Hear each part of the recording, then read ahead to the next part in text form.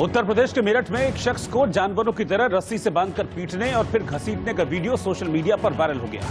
Video में कुछ लोग, जिनमें महिलाएं भी शामिल हैं, एक शख्स को बुरी तरह से मारते पीटते नजर आ रहे हैं। इतना ही नहीं, कुछ महिलाएं उससे रस्सी से बांधकर खींचती हुई भी दिखाई दे रही। खबर के मुताबिक इस शख्स ने अपनी बहन से छेड़खानी का विरोध किया था, जिसके बाद दबंगों ने उसकी यह हालत की, उसे मारा पीटा। हालांकि पुलिस की दलील है कि नशे में होने की वजह से इस शख्स को पीटा गया।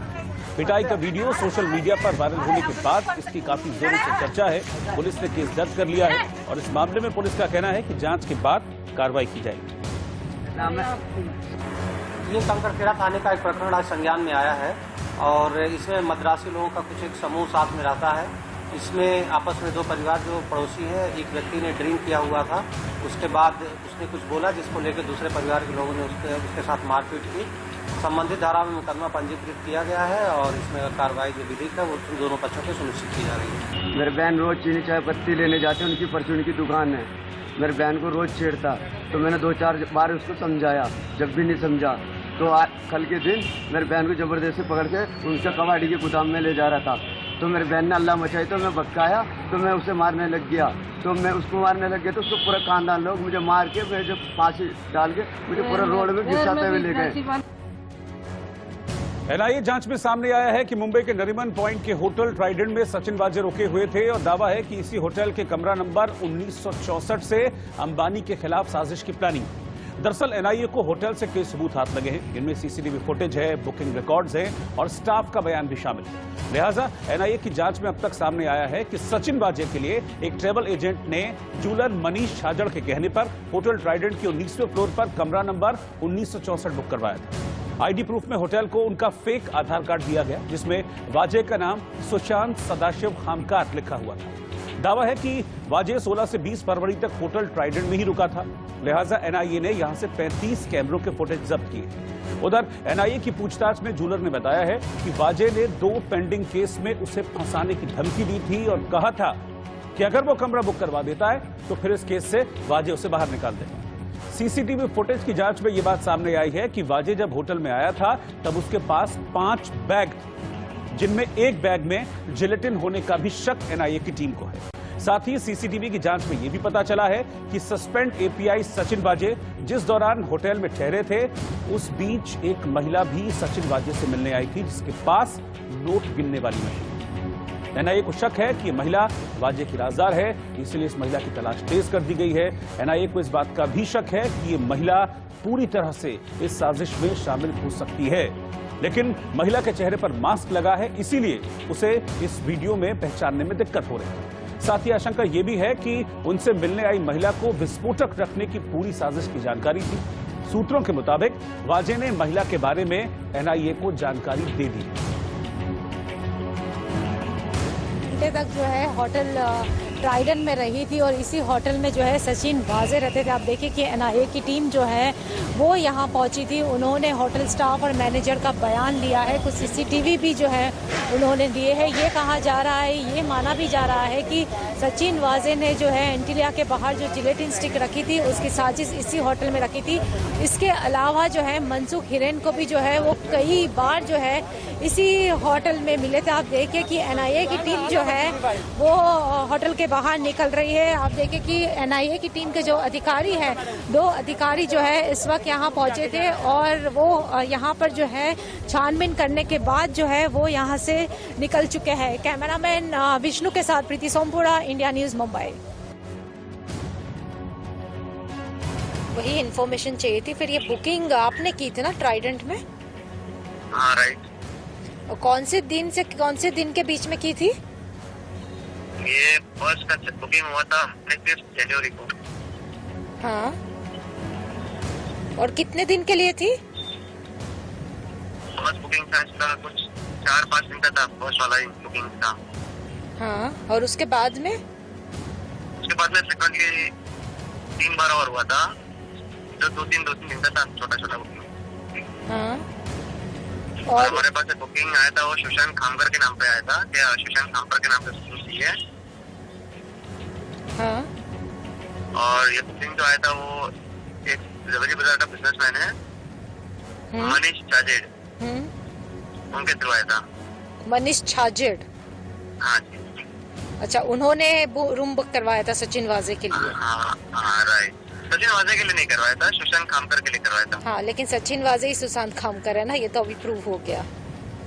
वो तो हमने तो सारे डॉक्यूमेंट्स जो हमारे पास जो थे, सुशांत खामकर के नाम से बुकिंग किए था, बुकिंग रिसीव हुआ, हमने बुकिंग भेजा होटल को, तो हमारे पास तो पूरा सुशांत खामकर के नाम से ही था सब कुछ। तो वी वर नॉट अवेयर कि कौन रहेगा कौन नहीं रहेगा, जो हमारे पास जो नाम आया था हमें तो वही नाम पे बुकिंग करना पड़ेगा ना। हाँ, और ये पेमेंट भी मनीष छाजड़ ने ही किया था सचिन वाजे के लिए? हाँ। ओके, और कितने का 25 लाख का बिल आया था होटल का टोटल? नहीं इतना कुछ था नहीं। इसका अब तक लगभग कुछ अभी बिल हुआ है, अब तक का 2 लाख के आसपास का बिल हुआ था अब तक तो उसका। ओके। बाकी अगर होटल ने कुछ एक्स्ट्रा पैसा कुछ कंज्यूम किया होगा, जैसे फूड लिया होगा, लॉन्च सर्विस दिया होगा बाई चांस, तो उसका पैसा वो होटल में देना पड़ता है, वो हमें नहीं देना पड़ता उनको। महाराष्ट्र की सियासी उठापटक के बीच पूर्व मुख्यमंत्री देवेंद्र फडणवीस ने राज्यपाल भगत सिंह कोश्यारी से मुलाकात की और उन्हें 100 करोड़ की वसूली कांड समेत सियासी हालात से अवगत कराया। साथ ही फडणवीस ने महाराष्ट्र के राज्यपाल से ट्रांसफर रैकेट की भी शिकायत की है। लिहाजा फडणवीस के साथ पहुंचे तमाम बीजेपी नेताओं ने राज्यपाल से ट्रांसफर के रैकेट और 100 करोड़ वसूली कांड पर मुख्यमंत्री से जवाब मांगने का अनुरोध किया। इतना ही नहीं, देवेंद्र फडणवीस ने वाजे और वसूली कांड पर सीएम उद्धव ठाकरे की चुप्पी पर भी तंज कसा। महाराष्ट्र में जिस प्रकार की घटनाएं हो रही है, चाहे पैसे की उगाही की घटना हो या ट्रांसफर्स का रैकेट हो, ये सारी घटनाएं दुखदाई है, आश्चर्यचकित और अचंभित करने वाली इस प्रकार की ये सारी घटनाएं महाराष्ट्र में हो रही है। किंतु इसमें सबसे आश्चर्य की बात अगर कोई है तो वो है मुख्यमंत्री जी का मौन। इतनी सारी घटनाएं होने के बावजूद महाराष्ट्र के मुख्यमंत्री जी ने उसके ऊपर एक बयान भी नहीं दिया। फडणवीस ने महाविकास आघाड़ी सरकार को महावसूली सरकार कहते हुए कहा कि इस पूरे मामले में कांग्रेस का क्या अस्तित्व है हमको समझ नहीं आता, लेकिन ये ध्यान में आता है कि शायद इस हफ्ता वसूली में कांग्रेस का भी हिस्सा होगा। महावसूली सरकार में कांग्रेस पार्टी का क्या अस्तित्व है हमको तो समझ में नहीं आता, पर यह ध्यान में आता है कि शायद ये जो हफ्ता वसूली हो रही है इसमें बड़ा हिस्सा उनको भी शायद मिल रहा होगा, इसलिए वो मौन है, वो कुछ कह नहीं रही है। बीजेपी नेताओं की राज्यपाल से मुलाकात पर एनसीपी नेता और महाराष्ट्र के मंत्री नवाब मलिक ने कहा कि विपक्ष सरकार को बदनाम करने की कोशिश कर रहा है, लेकिन उनके मंसूबे कामयाब नहीं होंगे। देखिए, परमवीर सिंह का जो आरोप है वही जो पत्र है वही सवाल खड़े करता है कि जब तक वो कमिश्नर थे उन्होंने क्यों आरोप नहीं लगाया। हटने के बाद आरोप लगाया गया, साथ ही साथ में 16 तारीख को जब उनको पता चल गया हटने वाले हैं तो व्हाट्सएप का एविडेंस क्रिएट किया गया। और जिस तरह से डीलकर के मामले में दबाव है कहा जाता है, कहीं ना कहीं सवाल के घेरे में उनका आरोप पत्र है।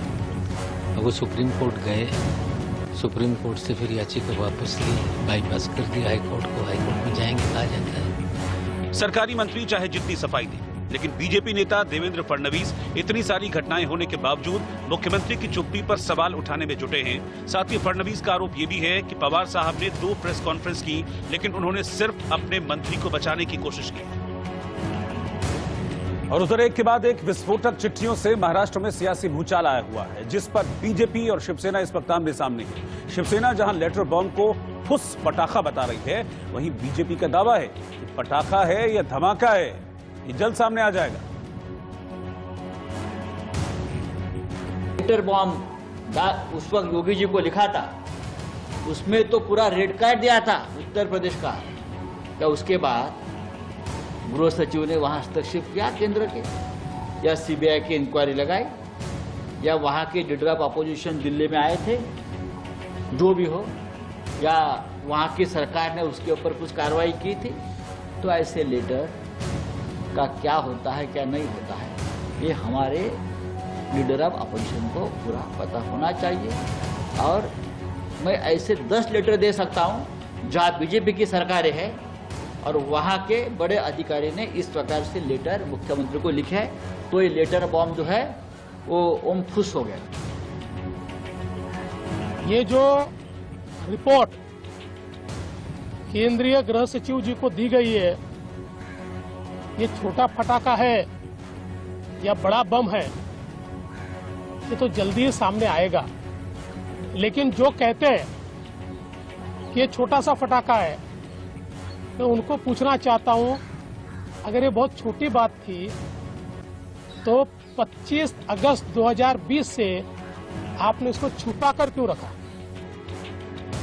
उधर एंटीलिया केस से जुड़े मनसुख की हत्या मामले में ठाणे सेशन कोर्ट ने एटीएस को आदेश दिया कि इस केस की जांच रोककर अब इसे एनआईए को सौंप दिया जाए। दरअसल इस मामले में एनआईए ने कोर्ट में अपील की थी कि गृह मंत्रालय के आदेश के बावजूद एटीएस उसे जांच हैंडओवर नहीं कर रही। वहीं मुंबई के पूर्व कमिश्नर परमबीर सिंह की अर्जी पर सुप्रीम कोर्ट ने सुनवाई से इनकार कर दिया। सुप्रीम कोर्ट ने कहा कि आपने जो आरोप लगाए हैं वो गंभीर हैं, इसमें कोई शक नहीं, लेकिन आप पहले हाईकोर्ट क्यों नहीं गए? पहले आपको हाईकोर्ट ही जाना चाहिए। लिहाजा परमबीर सिंह बॉम्बे हाईकोर्ट में अपनी याचिका लगाएंगे, क्योंकि परमबीर सिंह का दावा है कि अगर उनके आरोपों की जांच जल्दी नहीं की गई तो हो सकता है कि अनिल देशमुख सारे सबूत मिटा दें और सीसीटीवी फुटेज को डिलीट कर दें। दरअसल सुप्रीम कोर्ट में दायर अर्जी में परमबीर सिंह ने महाराष्ट्र के गृह मंत्री अनिल देशमुख पर पुलिस को 100 करोड़ रुपए महीने वसूली का टारगेट देने का आरोप लगाते हुए इस मामले की सीबीआई जांच की मांग की। परमबीर ने अपना ट्रांसफर होमगार्ड डिपार्टमेंट में किए जाने को भी चुनौती दी थी। उन्होंने आरोप लगाया कि राज्य सरकार का यह आदेश अवैध है, गलत है। वहीं दूसरी तरफ इस मामले में एनआईए ने आरोपी बुकी नरेश गौर और सिपाही विनायक शिंदे को अपनी कस्टडी में ले लिया है। मेडिकल के बाद एनआईए की टीम दोनों को हिरासत में लेने के लिए ठाणे पहुंची। अब एनआईए मनसुख मर्डर केस में शामिल आरोपियों से पूछताछ करेगी। उधर एंटीलिया के बाहर विस्फोटक रखने के मामले में एनआईए ने वाजे पर यूएपीए लगा दिया है। एनआईए ने यूएपीए की धारा 16 और 18 सचिन वाजे पर लगाई है। लिहाजा यूएपीए के तहत कार्रवाई होने के बाद अब मुख्य आरोपी सचिन वाजे की मुश्किलें और बढ़ सकती हैं।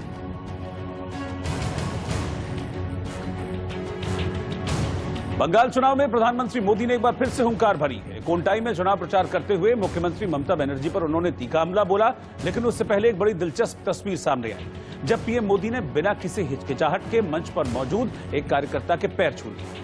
असल में कार्यकर्ता पीएम से आशीर्वाद लेने के लिए आगे बढ़ा था, लेकिन इस दौरान पीएम खुद ही आगे बढ़े और कार्यकर्ता के पैर छू लिए। बाद में रैली के दौरान प्रधानमंत्री मोदी ने ममता सरकार पर तीखा हमला बोला।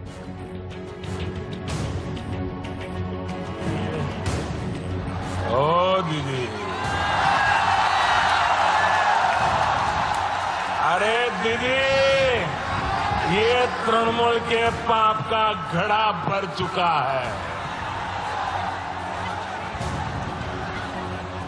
बंगाल के कोने कोने से अब एक ही आवाज आ रही है। बंगाल के हर घर से एक ही आवाज आ रही है। बंगाल के हर मुख से एक ही आवाज आ रही है। 2 मई दीदी जथे।